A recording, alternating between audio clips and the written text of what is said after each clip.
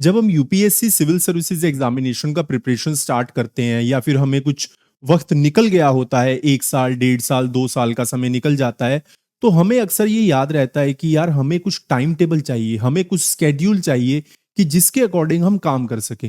तो पहले मैं इस वीडियो को स्टार्ट करने से पहले आप सबको रिक्वेस्ट करूंगा कि यूपीएससी में एक प्रॉपर स्केड्यूल फॉलो करना, एक टाइम टेबल फॉलो करना, वो काफी डिफिकल्ट हो जाता है। वो डिफिकल्ट क्यों होता है? क्योंकि सिविल सर्विसेज एस्पिरेंट्स का इतना ज्यादा हैवी सिलेबस है। उनको न्यूज़पेपर पढ़ना है, मैगजीन देखनी है, फिर उसके बाद करंट अफेयर भी फॉलो करना है, स्टैटिक पोर्शन पढ़ना है, आपके कंटेम्प्रेरी अफेयर्स को, करंट अफेयर्स को अपडेट करना है, तो बहुत सारी चीजें हो जाती हैं। बट एक एसओपी, एक स्टैंडर्ड ऑपरेटिंग प्रोसीजर आप सबको फॉलो करना चाहिए अपनी प्रिपरेशन के अंदर, जो आपकी एग्जामिनेशन में अल्टीमेटली आपको बहुत हेल्प करेगा। वो एसओपी सभी स्टूडेंट्स फॉलो करते हैं, जिसके बिना हमारा एग्जाम कभी भी क्लियर नहीं हो सकता। तो आपको ये याद रखना होगा कि अगर आपको एग्जाम क्लियर करना है तो आज आपको ये वीडियो लास्ट तक देखना होगा, क्योंकि इसके अंदर आपको कुछ ऐसे पॉइंट्स मिलने वाले हैं जिससे आपको आइडिया लगेगा कि यार क्या क्या चीजें हमें फॉलो करनी चाहिए या फिर हम क्या क्या स्किप कर रहे हैं। अगर टाइम टेबल की बात है तो वो आपके ऊपर है। देखिए, टाइम टेबल इस चीज के ऊपर डिपेंड नहीं करता कि आप कितना पढ़ रहे हैं, कैसे कर रहे हैं। नहीं, टाइम टेबल दो चीजों के ऊपर डिपेंड करता है। आपका स्केड्यूल और आपका टाइम टेबल दो चीजों के ऊपर खड़ा है, याद रखिएगा हमेशा। One is discipline and second is consistency. आप उस चीज को कितना डिसिप्लिन तरीके से कर रहे हैं और कितना रेगुलर कर रहे हैं, वही कंसिस्टेंसी है। तो वो तो आपके ऊपर ही होगा, है ना। इसके ऊपर मैं कोई बात आपको ऐसे बना के पेश करूं जो अल्टीमेटली जिसका कोई लॉजिक ना हो, वो भी कोई अच्छी बात नहीं होगी। तो इसलिए अगर हमें टाइम टेबल देखना है तो एक मैं आपको एसओपी, स्टैंडर्ड ऑपरेटिंग प्रोसीजर, जो आप फॉलो कर सकते हैं टाइम टेबल के लिए, वो आपको बहुत अच्छे से समझ आएगा, जिसके आपको आइडिया भी लगेगा कि हमें क्या क्या करना चाहिए बीइंग द एस्पिरेंट। अब देखिए, एस्पिरेंट्स के अंदर क्या होता है कि सर हमारा, मैं आपको जनरली, क्योंकि मेरे पास बहुत सारे ऑफलाइन में स्टूडेंट्स आते हैं कि सर ये डाउट है। अब जनरली जो डाउट होता है स्टूडेंट्स के अंदर वो क्या होता है कि सर हमारा कॉलेज है, कॉलेज के बाद सर कुछ स्टूडेंट्स का होता है सर हम कॉलेज से फ्री हुए तो इवनिंग में हमारे 3 घंटे चले जाते हैं, हमारे पास न्यूज़पेपर का भी टाइम नहीं है। कई स्टूडेंट ऐसे हैं, सर हमारा कॉलेज तो खत्म हो चुका है, बट जो हमारा जो रेगुलर स्केड्यूल है उसमें हमें क्लासेस जाना होता है, 1 घंटा जाना क्लास, 1 घंटा आना, फिर उसके अलावा 4 घंटे की क्लास, 6 से 7 घंटे तो हमारे यही लग गए। हम ज्यादा आउटपुट नहीं दे पा रहे हमारे वर्क के अंदर। कुछ स्टूडेंट ऐसे होते हैं, सर हमारी तो जॉब है, हम शाम को पढ़े। तो देखिए, आपको थोड़ा एडजस्टमेंट तो इसमें करना ही पड़ेगा। अब आप कहें कि सब चीजें आपके अकॉर्डिंग हो जाए, यहाँ पे तो पत्ता भी हमारे अकॉर्डिंग नहीं हिल सकता। तो इसलिए आपको थोड़ा बहुत मैनेजमेंट तो करना पड़ेगा। कल को आपको डिस्ट्रिक्ट मजिस्ट्रेट बन के एक डिस्ट्रिक्ट को मैनेज करना है। आप अपने स्केड्यूल, अपने टाइम टेबल को नहीं मैनेज कर पा रहे तो आप एक डिस्ट्रिक्ट को कैसे मैनेज कर पाएंगे? तो इसलिए आपको इस बात को समझना होगा कि हमें कुछ चीजों को तो रेगुलरली फॉलो करना ही करना है, चाहे दुनिया इधर से उधर हो जाए। तो उसमें से हम आज कुछ चीजें समझते हैं। जैसे पहला मैंने यहाँ पे लिखा है न्यूज़पेपर। न्यूज़पेपर आपको कभी भी नहीं छोड़ना। चलो, कभी ऐसा होता है कि स्टूडेंट्स कहते हैं कि सर हो नहीं पाया, रुक गया, हम बाहर चले गए, तबीयत खराब थी, स्किप हो गया 12-13 दिन का, 15 दिन का, 10 दिन का।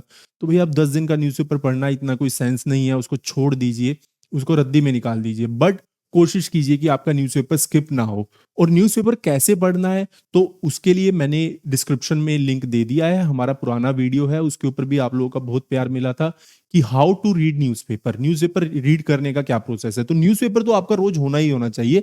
इसके लिए जो मैंने टाइम दिया है 30 मिनट्स और 1 आवर 30 मिनट्स। अब कई स्टूडेंट्स को ऐसे लगेगा, सर ये क्या वेग बात कर रहे हैं, हमें तो समझ नहीं आ रही, बड़ी मतलब इस चीज में हमें एम्बिग्यूटी नहीं मिल पा रही। नहीं, इसमें लॉजिक है। जो स्टूडेंट 2-2.5 साल से 1-1.5 साल से अच्छे से न्यूज़पेपर पढ़ रहा है, जिसकी जिसकी न्यूज़पेपर में पकड़ बन चुकी है, उस बच्चे को तो 30 मिनट ही लगेंगे न्यूज़पेपर पढ़ने में, द हिंदू को। और जिसको पता है कि न्यूज़पेपर में क्या पढ़ना है और क्या नहीं पढ़ना, ये तो सबसे बड़ी चीज है।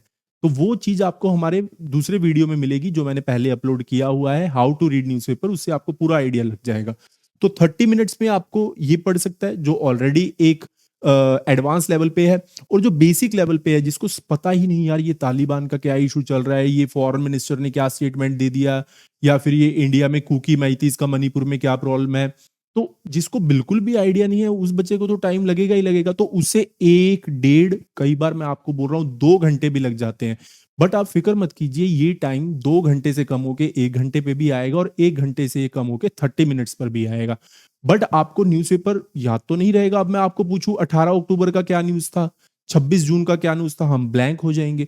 तो उसके लिए प्लीज़ आप मैं रिक्वेस्ट करूँगा हमारा न्यूज़पेपर वाला ये वीडियो एक बार आप ज़रूर देखिएगा। सेकंड है योजना इन कुरुक्षेत्र, ये हमारी मंथली मैगज़ीन होती हैं, इनको भी आपको पढ़ना होता है, ये भारत सरकार ही पब्लिश करती है। तो 45 मिनट्स आपको रेगुलरली एक-एक टॉपिक हम योजना और कुरुक्षेत्र का उठा लें और उनको स्टडी करें, मेमोराइज़ करें अच्छे से। फिर उसके बाद मंथली मैगज़ीन, सिर्फ योजना कुरुक्षेत्र आपको हेल्प नहीं करेगा, आपको करंट अफेयर के लिए कोई ना कोई मैगज़ीन और भी लेना पड़ेगा। इसमें मैं आपको रिकमेंड कर सकता हूँ, आप वाजीराम एंड रवि का ले लीजिए। आप इनसाइट आईएएस का ले सकते हैं या फिर आप विजन आईएएस का भी ले सकते हैं। इन तीनों के मैगज़ीन्स बेस्ट है मार्केट के अंदर। इन तीनों में से आप मंथली मैगज़ीन इंग्लिश मीडियम के स्टूडेंट्स कोई भी उठा सकते हैं। फिर उसके बाद एनसीईआरटी को आपको 2 घंटे देने ही देने होंगे। अब एनसीईआरटी में आप पैरेलली चलाइए, हिस्ट्री, ज्योग्राफी, है ना? या फिर आप हिस्ट्री के साथ पॉलिटी चला लीजिए, आईआर चला लीजिए। तो 2 घंटे हमारे इसके हो गए 2, और यहाँ पे मैं 1 घंटा लगा लेता हूँ, 3 घंटे, और इसको ही मिला के 1 घंटा। तो 2, 3, 4, 4 घंटे तो हमारे लग चुके हैं इन चीज़ों के अंदर ही, ओके? फिर आपको रेफरेंस रीडिंग, आपको फाउंडेशन प्रिपरेशन तो भी करना है अपना ज़बरदस्त, जो नेक्स्ट लेवल प्रिपरेशन है, जो एनसीईआरटी है वो तो बेसिक ही प्रिपेयर करवा रहा है ना आपका। तो वो हाई लेवल प्रिपरेशन के लिए आपको सजेस्टेड, रिकमेंडेड और रेफरेंस रीडिंग्स को पढ़ना होगा। जैसे आप में से बहुत सारे स्टूडेंट कहते होंगे, सर हम ज्योग्राफी के लिए जीसी लियोंग पढ़ते हैं, हम माजिद हुसैन साहब को पढ़ते हैं, हम एम लक्ष्मीकांत को पढ़ते हैं, तो वो तो भी आपको टाइम देना है। तो ये रेफरेंस रीडिंग्स हो गई आपकी। इसके बाद इंडिया आफ्टर गांधी, ये बहुत ज्यादा इंपॉर्टेंट बुक है। इसको आप मतलब 45 मिनट्स तो पढ़ेंगे ही पढ़ेंगे, और एक गारंटेड सक्सेस पैकेज आता है which I have written over here. ये अरिहंत द्वारा पब्लिश है। ये सिर्फ महंगा है, ये थोड़ा कुछ 900 से 1300 के बीच में पड़ता है। कॉस्ट इसकी इतनी है, 1000-1200 के आसपास होगी इतनी। तो ये ना सिर्फ प्रीलिम्स के लिए है, बट इसके अंदर आपको बहुत सारा अच्छा डाटा मिल जाएगा, बहुत हेल्पफुल रहेगा। तो इसको भी आप थोड़ा टाइम दे सकते हैं। इंडिया आफ्टर गांधी आपको मैंडेटरी परचेज करना ही करना है। फिर रेगुलरली 20, अब इसको 45 मिनट्स आप दे रहे हैं ना, 4 घंटे तो ऑलरेडी हो गए थे हमारे, 2 घंटे हमने इसको दे दिए, 6 घंटे ये हो गए, है ना? 4 घंटे तो यहीं तक हो गए थे, 4 + 2 6 हो गए। 45 मिनट्स मैंने इसके लिए कहा। फिर प्रीलिम्स के क्वेश्चंस, मैं ये नहीं कह रहा आप सॉल्व कीजिए, प्रीलिम्स के क्वेश्चन पेपर ले आइए किसी भी इंस्टीट्यूट के जो अच्छा हो, और उसके अलावा उसका जो सॉल्यूशन है, क्वेश्चन को पढ़िए, सॉल्यूशन को देखिए, उसको मेमोराइज कीजिए, रीड कीजिए, ये आंसर क्यों है, तब जाके। मैं सॉल्व करने को नहीं कह रहा, बच्चे का प्रिपरेशन 1 महीने का है, 6 महीने का है, क्या बेचारा वो सॉल्व करेगा, डीमोरलाइज अलग हो जाएगा वो। तो इसलिए प्रीलिम्स क्वेश्चंस को आप आराम से डिकोड कीजिए, समझिए कि ये आंसर क्यों बनाया उसने, और कम से कम 2 से 3 आपको मेंस के आंसर राइटिंग प्रैक्टिस करनी चाहिए। इसमें आप ऐसा मत सोचिए कि सर हमें तो पता ही नहीं है कि मेंस का आंसर राइटिंग कैसे लिखना है। उसके ऊपर भी हमारा एक सेपरेट वीडियो अपलोडेड है, मैं डिस्क्रिप्शन में उसका लिंक डाल दूंगा, कि how to write a appropriate answer for the mains. तो उससे आपको काफी आइडिया लग जाएगा कि मेंस में आप कैसे आंसर लिख सकते हैं। तो ये एक हम देखें तो ये कुछ 4, 2, 6, और ये 6 से 8 घंटे का ये प्रोसेस है जो हमें फॉलो करना होता है, और ये मैंडेटरी है, जो आपके रेगुलर स्केड्यूल में होना ही होना चाहिए। हालांकि इसमें मैंने अभी काफी सारी चीजें नहीं इंक्लूड करी, इसके अलावा और भी काफी कुछ इंक्लूड होगा, बट ये तो आप फॉलो कीजिए ही कीजिए, इसके बिना बात नहीं बन पाएगी। अब जैसे आप कहें कि सर योजना कुरुक्षेत्र तो हमारा कंप्लीट हो चुका है, फिर इसकी जगह हम कुछ और डालेंगे। मंथली मैगजीन हम मेरी 15 जनवरी को कंप्लीट हो गई, फिर इसकी जगह कुछ और रखेंगे हम, है ना? कुछ चीजें तो रहेंगी ही रहेंगी, 1, 2, 3, है ना? ये तो रहेंगे ही रहेंगे, ये भी रहेगा। इन दोनों चीजों में चेंज हो सकता है। तो ये एक आपका एसओपी स्केड्यूल हो सकता है, ओके? इसके अलावा आपके ऊपर बर्डन बहुत ज्यादा रहेगा, तो उस बर्डन को भी आपको हैंडल करना पड़ता है। तो उसके लिए आपको योगा या फिर मेडिटेशन या फिर जिम एक्सरसाइज, जो भी स्टूडेंट थोड़े जिम को लेके कॉन्शियस हैं, थोड़ा उनको रहता है कि नहीं हमें जिमिंग वगैरह करनी होती है, तो वो जिम वगैरह जा सकते हैं।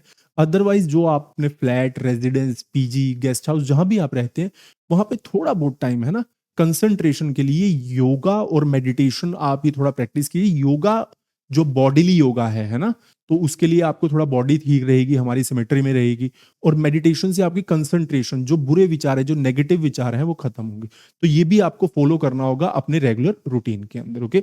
सो this is basically we have discuss कि what should be our time table और schedule for the UPSC CSC. अगर आप कहेंगे तो इसके ऊपर मैं और भी वीडियोस कंसल्ट करूंगा कि हम इसको और कैसे बढ़िया बना सकते हैं। मैं इसमें आपको 10 प्रकार के और टॉपिक्स बता सकता हूं कि आपको क्या क्या करना चाहिए। तो आई थिंक सो आपको वीडियो अच्छा लगा होगा। अगर अच्छा लगा होगा तो हमारे चैनल को सब्सक्राइब कीजिए, वीडियो को लाइक कीजिए और शेयर कीजिए। Thank you.